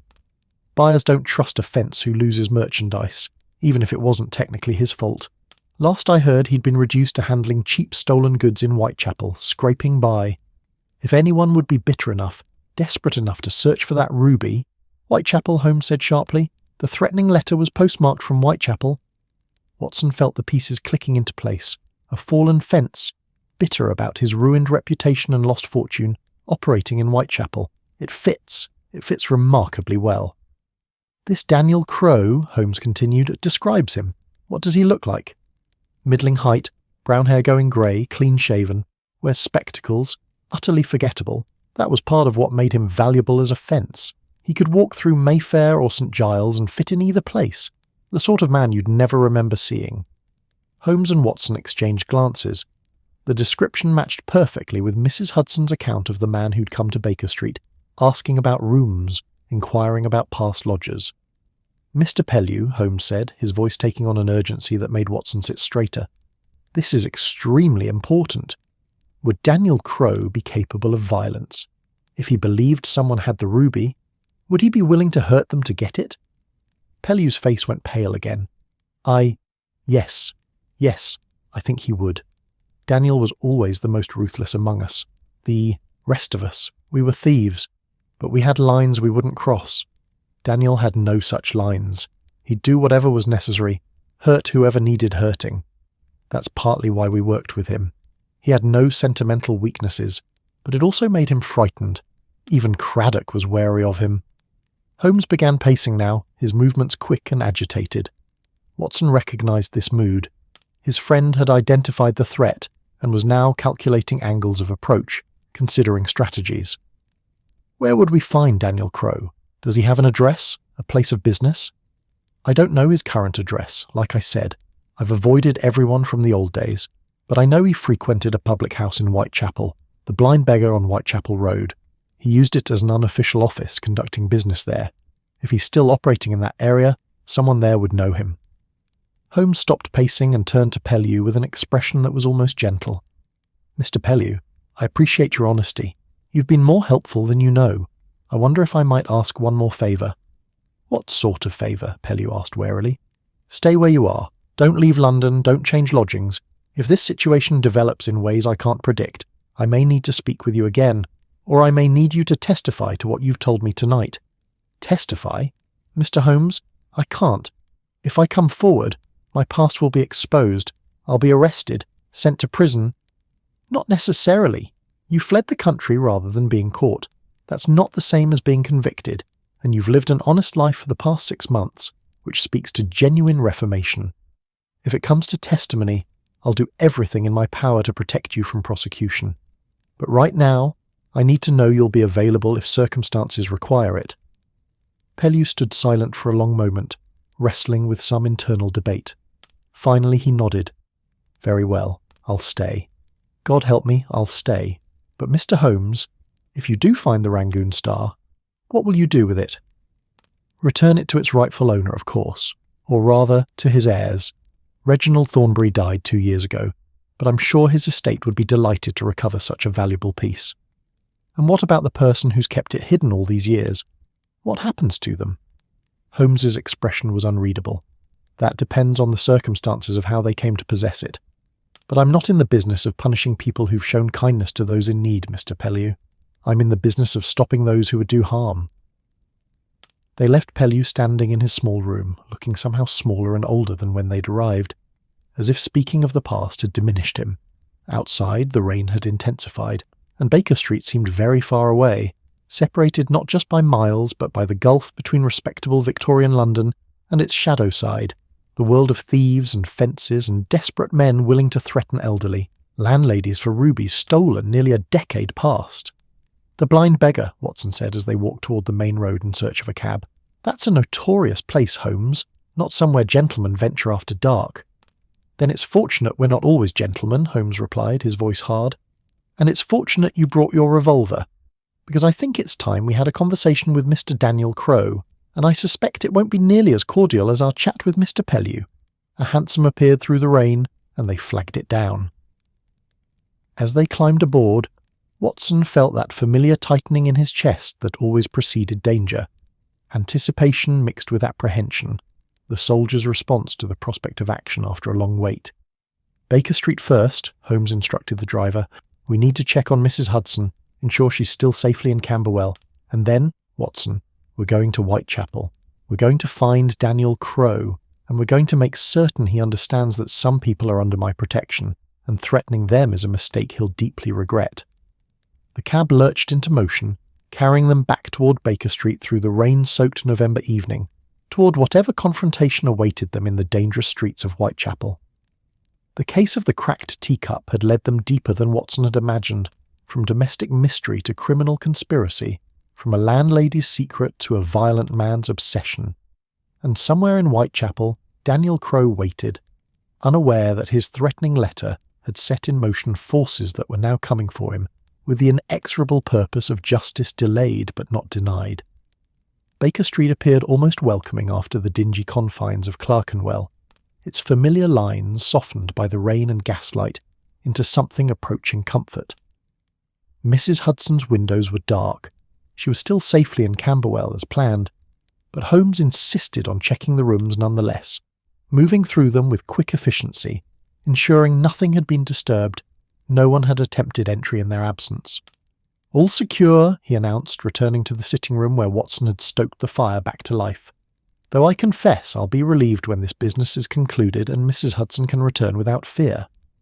Watson poured them each a measure of brandy, feeling the need for fortification before their venture into Whitechapel.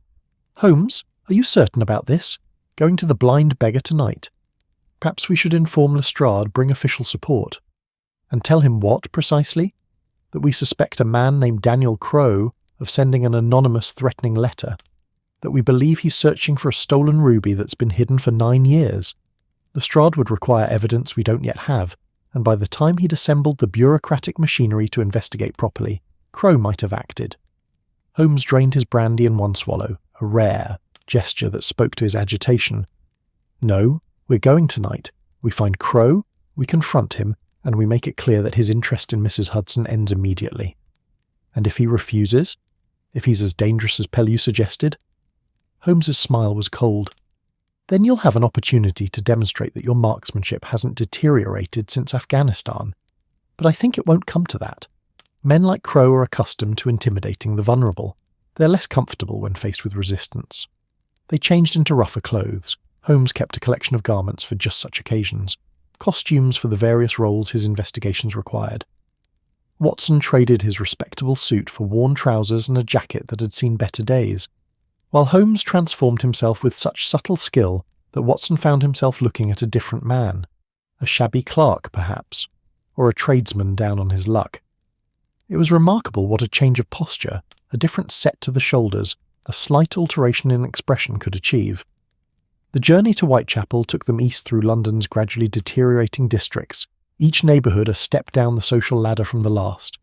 Marylebone to Bloomsbury to Holborn to the city, and then beyond the respectable confines of commerce into the tangled streets where respectability gave way to survival, where the gas lamps grew sparser and the shadows deeper. The blind beggar stood on Whitechapel Road, a squat building that seemed to hunker against the rain like something alive and malevolent. Light spilled from its windows in greasy yellow squares, and even from outside Watson could hear the roar of conversation, the crude laughter, the occasional curse or shout. The smell of beer and unwashed humanity and coal smoke hung thick in the air. "Stay close," Holmes murmured as they approached the door. "And keep your hand near your revolver, but don't draw unless absolutely necessary. We're here to gather information, not to start a brawl." The interior of the blind beggar was exactly what Watson had expected, and somehow worse. A long, low-ceilinged room packed with men whose faces bore the marks of hard lives and harder choices. The air was thick with smoke and the sour smell of spilled beer. Conversations faltered as Holmes and Watson entered, eyes turning toward them with the suspicion that strangers were always inspired in such places. Holmes moved to the bar with confident ease, signalling to the barman, a massive man with scarred knuckles and the flattened nose of a former boxer. "2 bitters," Holmes said, his voice taking on a rough edge that erased all traces of Baker Street refinement. The barman drew the beers with practiced efficiency, his eyes never leaving Holmes's face. "Don't know you," he said flatly. "Don't know your friend either. No reason you should. We're not locals, but we're looking for someone who might be Daniel Crowe. Heard he drinks here sometimes." The atmosphere in the immediate vicinity grew noticeably colder. The barman's expression closed off completely. "Never heard of him." "I think you have," Holmes said, sliding a sovereign across the bar. "And I think he'd be interested to know we're here. We've got information about something he's been looking for, something valuable that went missing a long time ago." The sovereign disappeared into the barman's hand with the speed of a conjuring trick. "Wait here," he grunted, and disappeared through a door behind the bar. Watson sipped his bitter. It was surprisingly good, actually, and kept his eyes on the room. Several men were watching them with undisguised interest, and he recognized the look. Predators assessing potential prey, wondering if these strangers might be worth robbing once they left the pub's relative safety. He let his coat fall open slightly, just enough that the outline of his revolver would be visible to anyone looking carefully. The watching eyes flickered away. The barman returned after perhaps 5 minutes. "Through the back," he said, jerking his head toward the door he'd emerged from. "But mind yourselves. Danny doesn't like surprises, and he doesn't like strangers with questions." They followed the barman through a narrow passage that stank of beer and mildew, past a kitchen where something unidentifiable bubbled in a pot, and into a small back room lit by a single lamp. 3 men sat around a table scattered with cards and coins, a game of some sort interrupted by their arrival. 2 of the men were clearly muscle, thick-shouldered types with the battered faces of professional enforcers. The third matched Pellew's description perfectly. Middling height, brown and grey hair, spectacles, utterly forgettable features except for his eyes, which were sharp and cold and utterly devoid of warmth. Daniel Crowe. "Gentlemen," Crowe said, his voice cultured and at odds with his surroundings. "Jeb says you've been asking after me. That's either very brave or very stupid. I haven't decided which yet."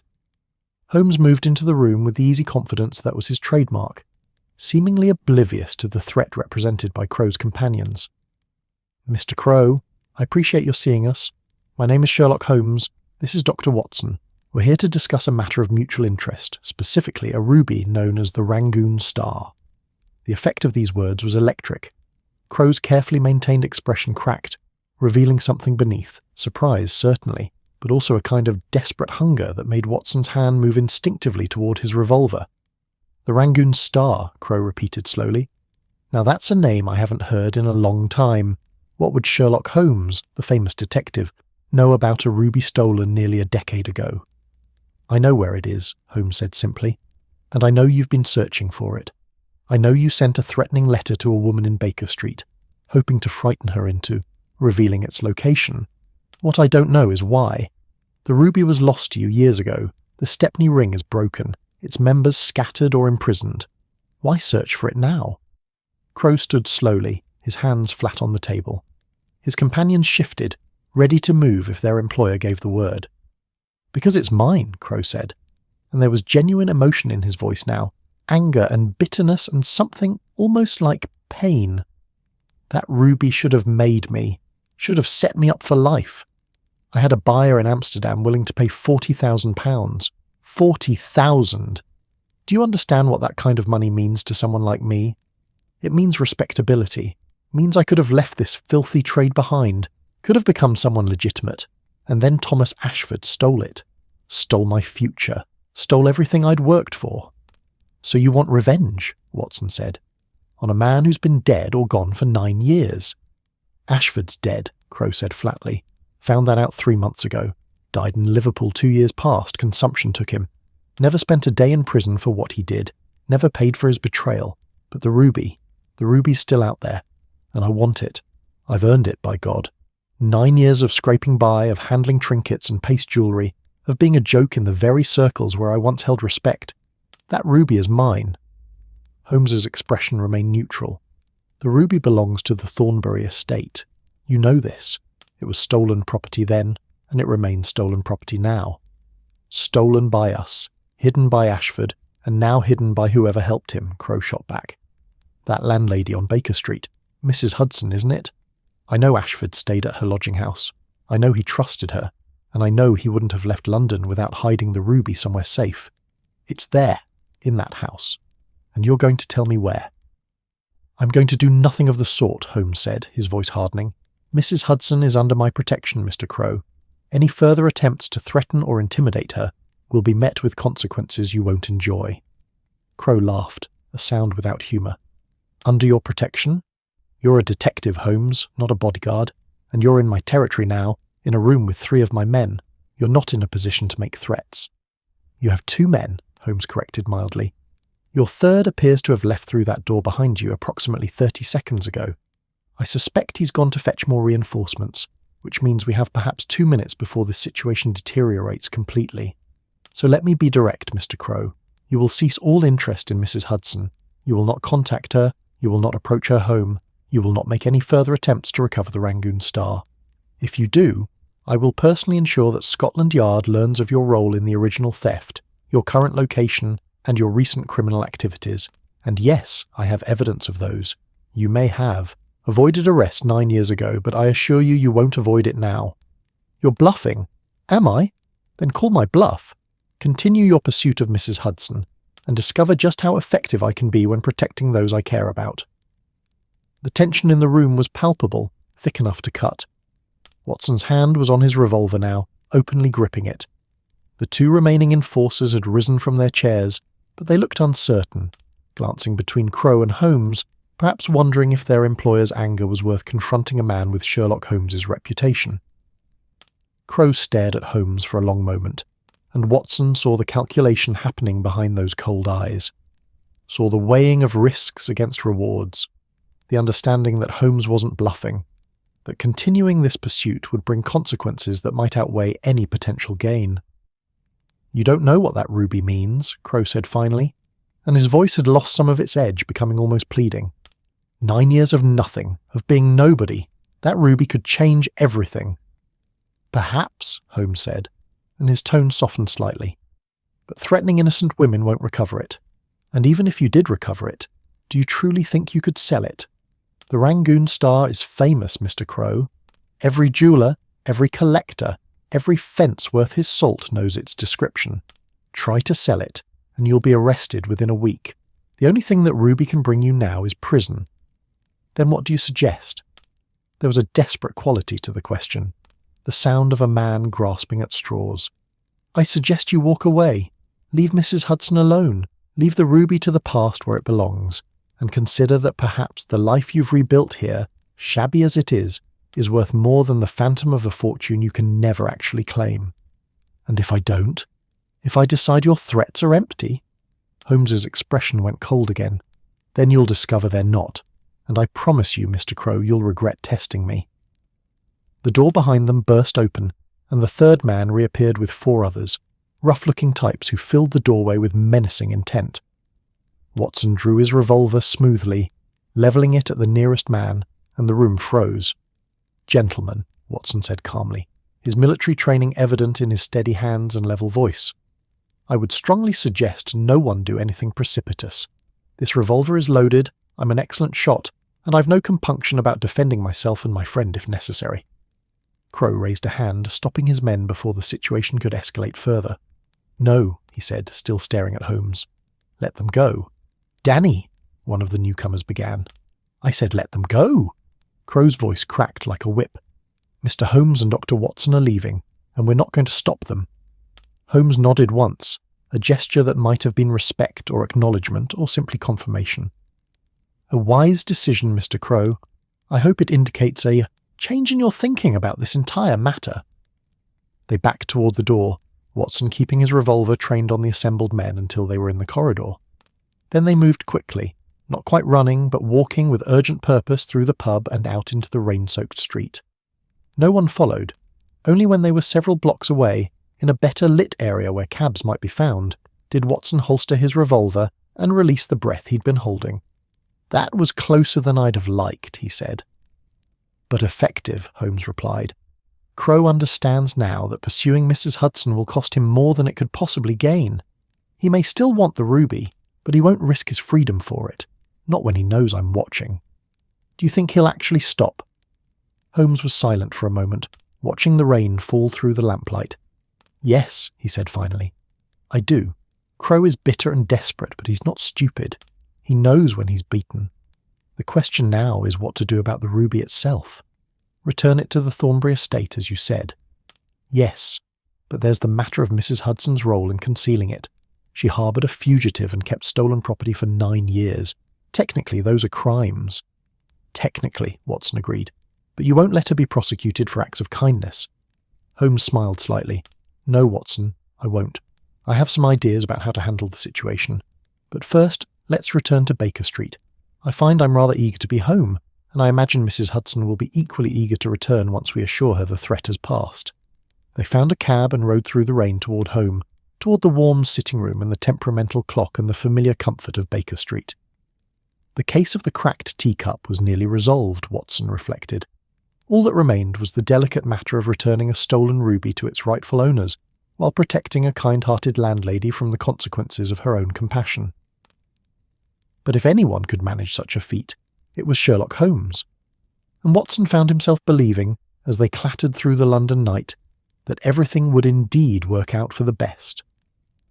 The morning after their confrontation in Whitechapel arrived with unexpected grace.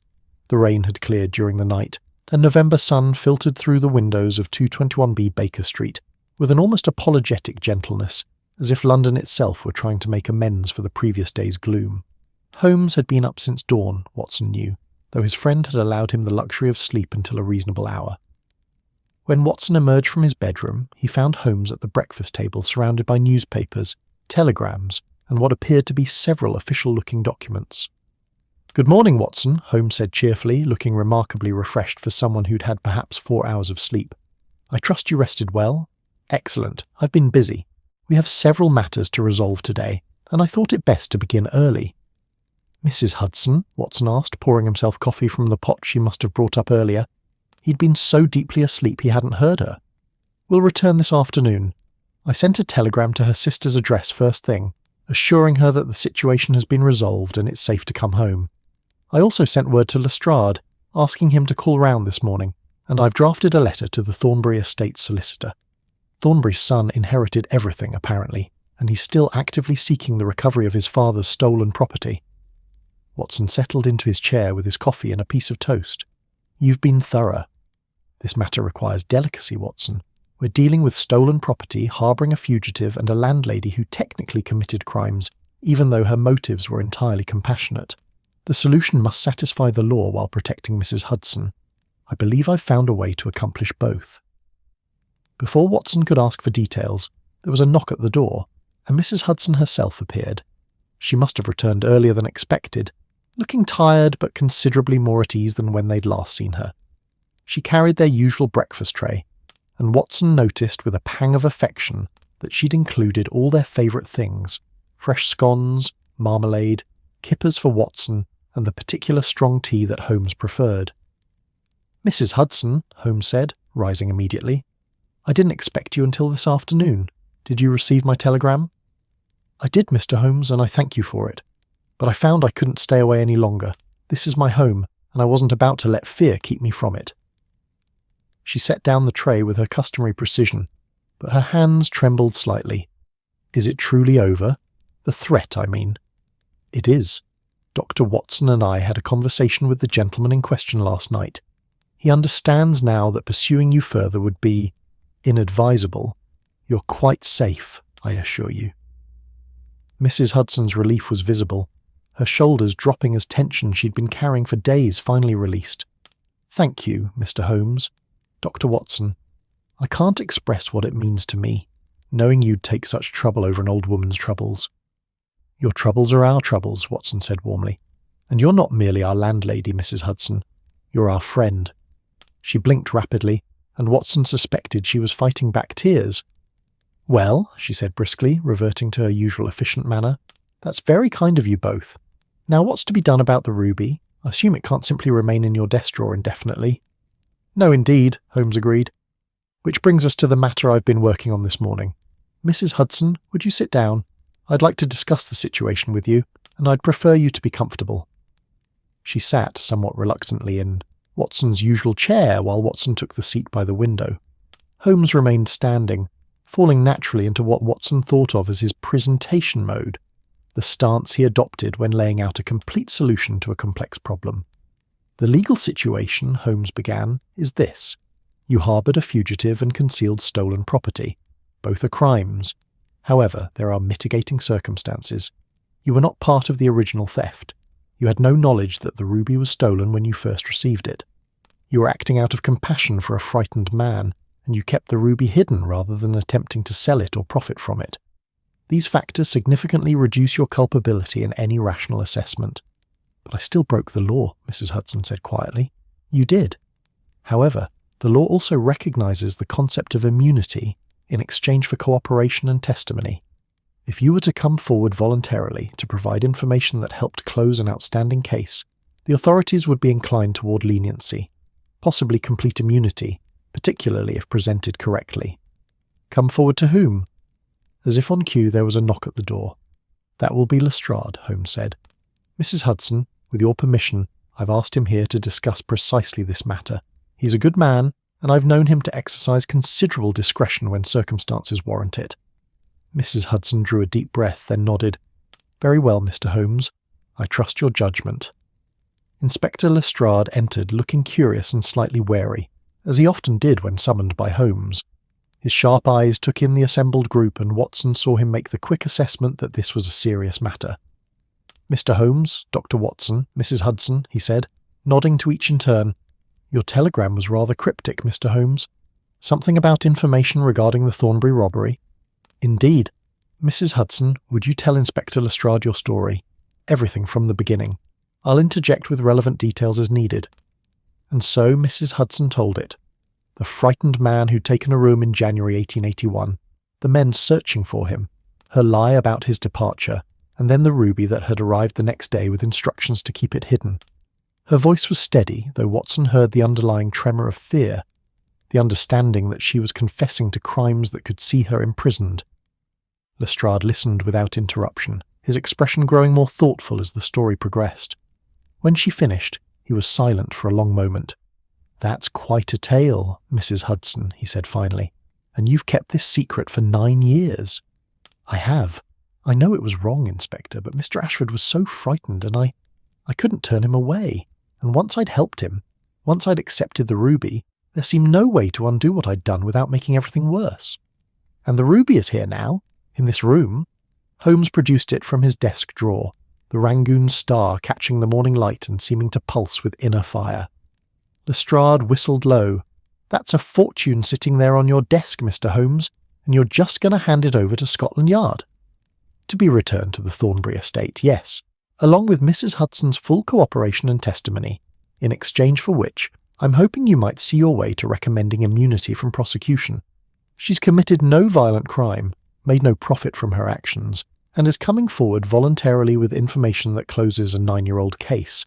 That must count for something."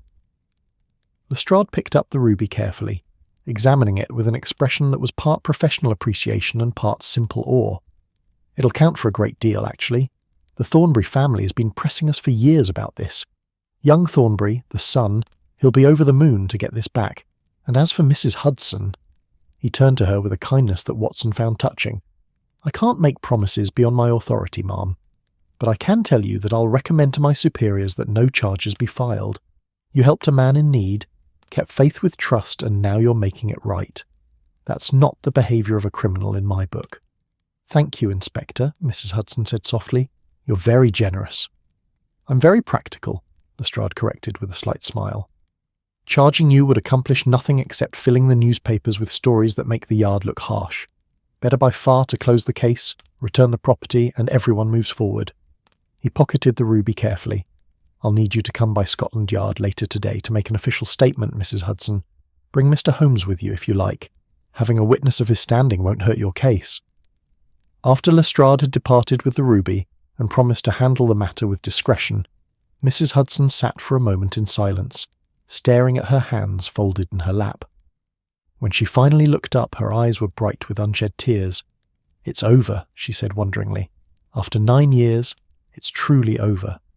"It is," Holmes confirmed, "though I confess there's one more piece of business to attend to. Your teacup." "My teacup?" She'd clearly forgotten about it in the larger drama of rubies and immunity. Holmes retrieved it from where it still sat on his chemical bench, wrapped carefully in its tea towel. "The cup that started all of this. The gift from Thomas Ashford that cracked when you checked on the ruby. I've been thinking about it, Mrs. Hudson, and I believe it deserves better than to sit broken in a drawer as a reminder of fear and secrets." "There's nothing to be done, Mr. Holmes. It's cracked. Broken things can't always be mended." "Can't they?" Holmes smiled. "Watson, do you remember that case last year? The Japanese merchant we helped recover his stolen shipment?"